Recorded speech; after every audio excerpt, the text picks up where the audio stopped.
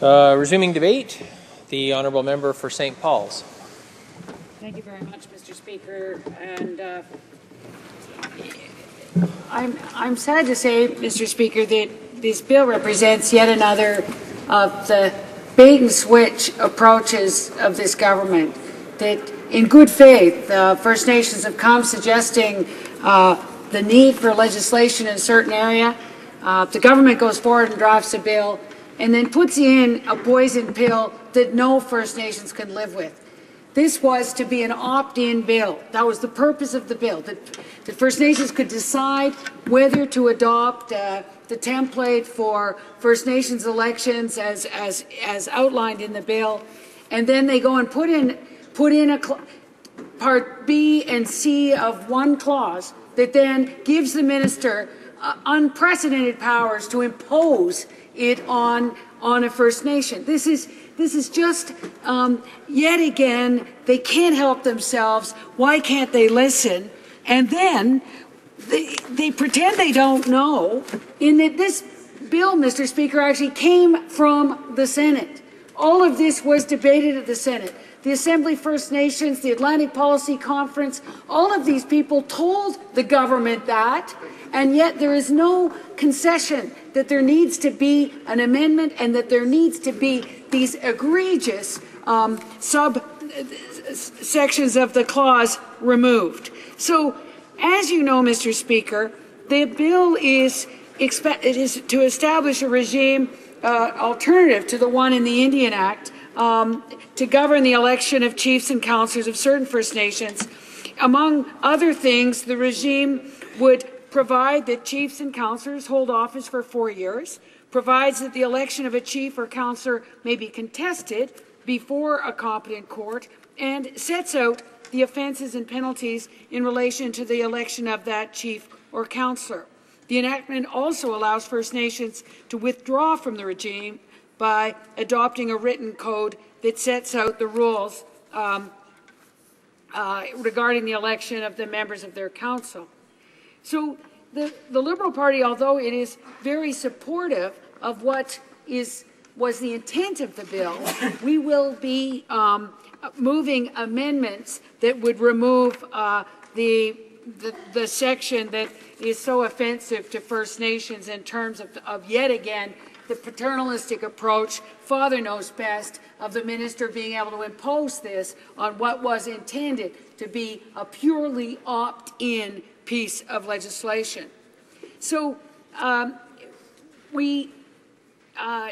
although we will support it, and again, as we say, the choice to adopt an improved election process to that contained within the Indian Act, we agree with. However, we insist that Parliament must ensure that Bill S-6 does not give the Minister of Aboriginal Affairs new powers that go against the opt-in nature of this legislation.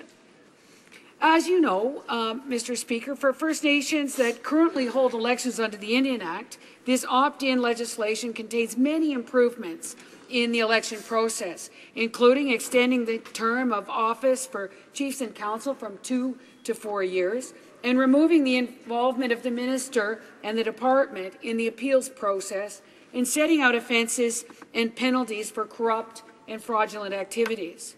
However, given the opt-in nature of Bill S-6, it is unacceptable that the Conservatives have included a clause which introduces a new power for the minister to compel First Nations currently under the own custom election code to go under the elections process established in the bill. The Assembly of First Nations calls this, quote, an inappropriate use of federal legislation, end quote. Further, rather than creating a new independent and impartial First Nations election appeals body, the government chose instead to refer the appeals process to the court system, which may prevent First Nations citizens from bringing forward legitimate appeals, as the cost of going to court could be prohibitive. While the bill is largely based on consultations with First Nations, the Conservatives have included elements which were not supported during the consultations and have refused to remove or amend the offending sections. Yet again, this government has no idea what consultation means. Consultation means that you go out and ask the questions and actually listen to the answers. Consultation does not mean an information session just dictating take it or leave it and then not coming back with the amendments or some evidence that you've heard what was said. It is clear that no First Nations, even the First Nations who brought the idea of this bill to government, are in favor of these two subsections that in Clause 3 that give this unprecedented power to the minister. As we said before, Bill S-6 is largely based on the outcome of a consultation process conducted by the Assembly of Manitoba Chiefs and the Atlantic Policy Congress of First Nations Chiefs, which resulted in the publication of the discussion paper Improving the System for First Nations Elections in October 2010. The discussion paper identified problems with the election provisions under the Indian Act. There are 240 First Nations in Canada who hold elections under the Indian Act electoral systems.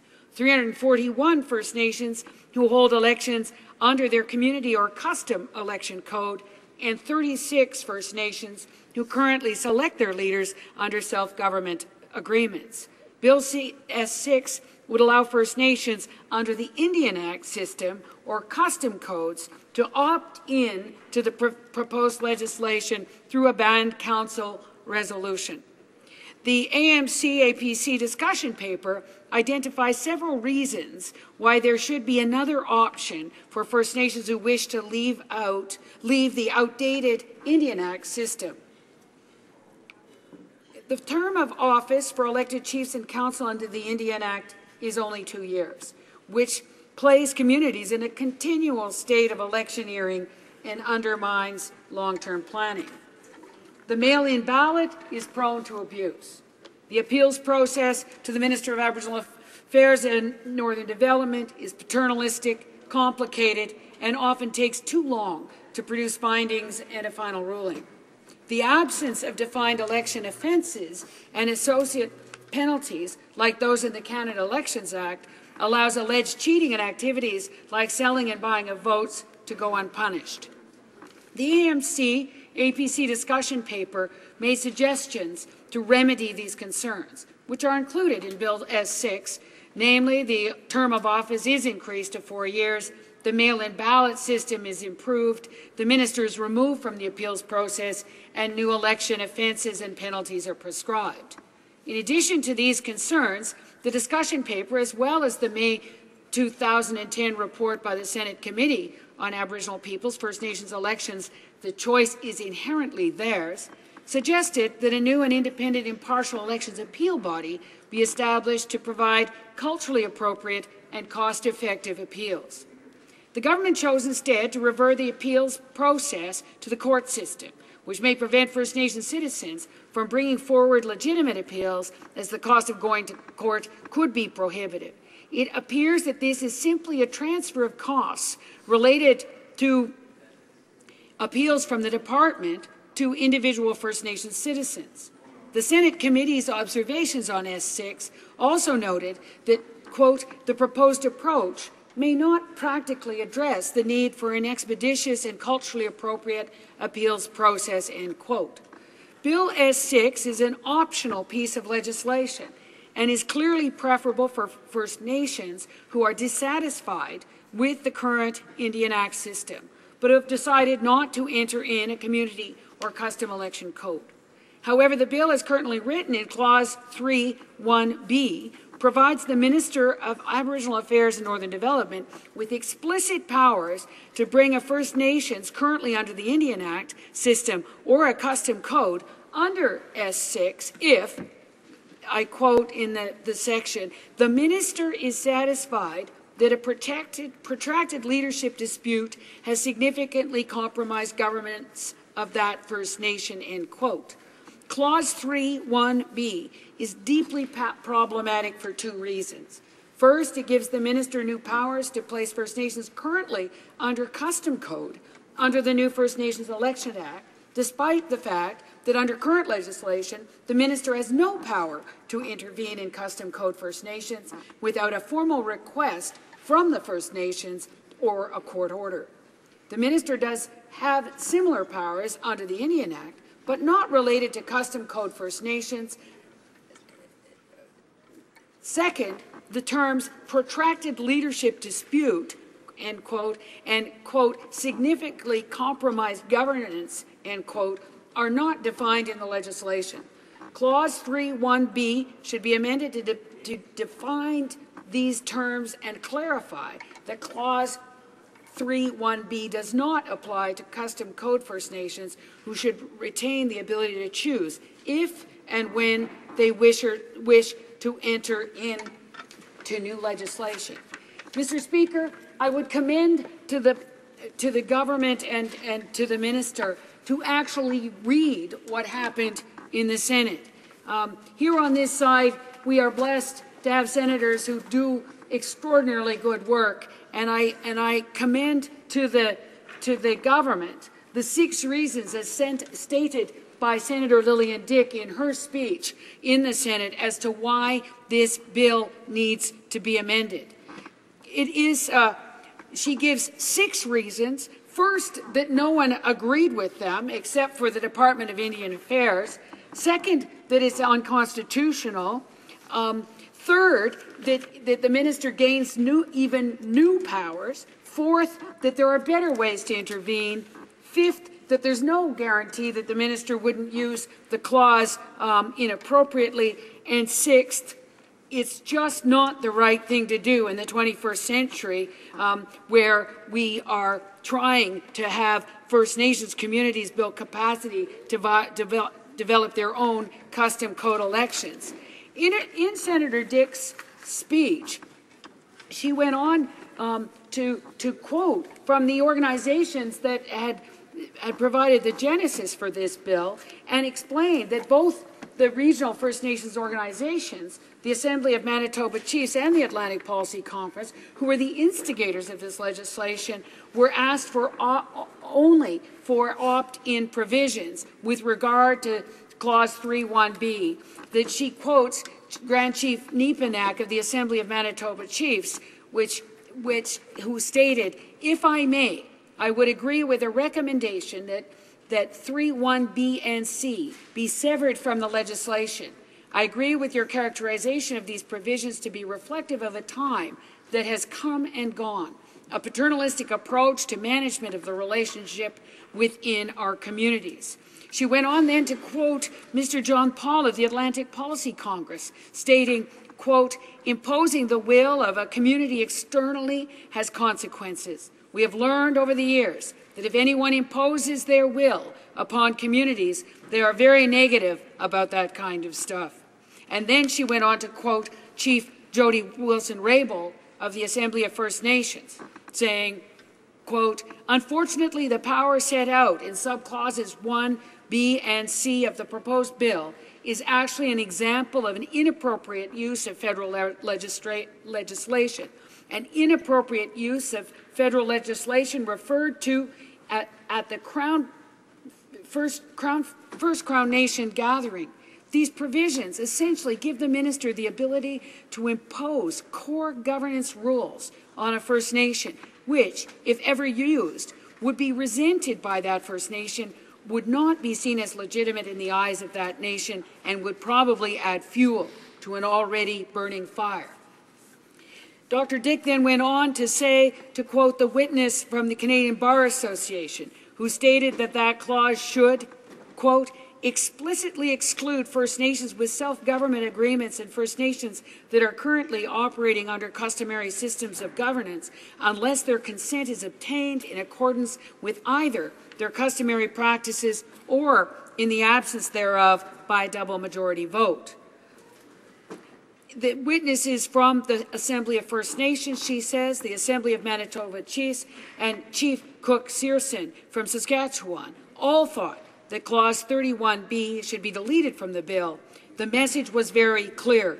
Delete Clause 3.1b because it is unacceptable practice in the 21st century, and because without excluding the First Nations operating under custom code elections, the bill goes beyond the scope of opt-in legislation for First Nations under the Indian Act. Dr. Dick then went on to her second reason to delete the clause, because it's unconstitutional. She again quoted from the witness from the Canadian Bar Association that application of Clause 3.1b to First Nations with customary systems of governance potentially infringes on constitutionally protected rights of self-governance, as the witness stated, quote, allowing the minister to prescribe a form of election for First Nations that currently operate in accordance with customary elections would represent a significant interference with protected rights of self-government. She went on to quote the witness stating that the broad discretion afforded to the minister to include participating First Nations could then impact on constitutionally protected rights and international legal principles. Dr. Dick then explained that in addition, while the government officials stated that the minister has ordered a new election only 3 times in First Nations elections in the last 10 years, and while they insisted that the minister would only do so in rare circumstances, such an action would be a continuation of archaic colonial practices and is completely contrary to the inherent right of First Nations to govern themselves. She felt that, quote, granting such legislative power to the Minister of Aboriginal Affairs is particularly troublesome, coming right after the Crown First Nations Accord in January, where National Chief Atleo urged the government to, quote, reinvigorate the original relationships that were based on mutual recognition, sharing, and trust, and reset the agenda. Dr. Dick talked about the third reason to delete Clause 3.1b as, again, explaining that the new powers under the Custom Code First Nations through this clause are unacceptable, and that there, again, are 341 First Nations who operate under these custom election codes, and that if Bill S-6 passes, the minister would be able to intervene in any protracted leadership dispute they may have, and such intervention would supersede the voluntary custom election dispute resolution policy that is now in practice. Her fourth reason was that there really are better ways to intervene in prolonged election disputes, and she quoted that the departmental witnesses stated it was necessary to order such First Nations to hold Bill S-6 type elections because in the Indian Act there were no provisions defining election offences or setting penalties for such offences. However, this could be remedied simply by amending the Indian Act to contain the same provisions as in Bill S-6 that outlines the offences and penalties. If the minister then orders an Indian Act election for a First Nation that operates under custom code, the Indian Act election would have the same offences and penalties as under S-6. The fifth reason Dr. Dick cited was that there really was no guarantee that the minister could not or would not use Clause 3.1b inappropriately. The department, she said, argued that First Nations can trust the minister not to use this clause inappropriately because the Minister of Aboriginal Affairs has intervened only 3 times. However, there is no guarantee that this would hold true in the future, and as we know, Mr. Speaker, there is very little trust between First Nations and this government at this time. It is concerning to Dr. Dick, as she said, for example, as pressures mount to increase natural resources development on or near First Nations land, there is great potential for significant dissension in First Nations communities, provincial governments, and private sector organizations to try to negotiate agreements. There's likely to be protracted leadership disputes. So her sixth reason is simply not the right thing to do in the 21st century, and I quote her closing, which is, "Honourable Senators, please let us do the right thing.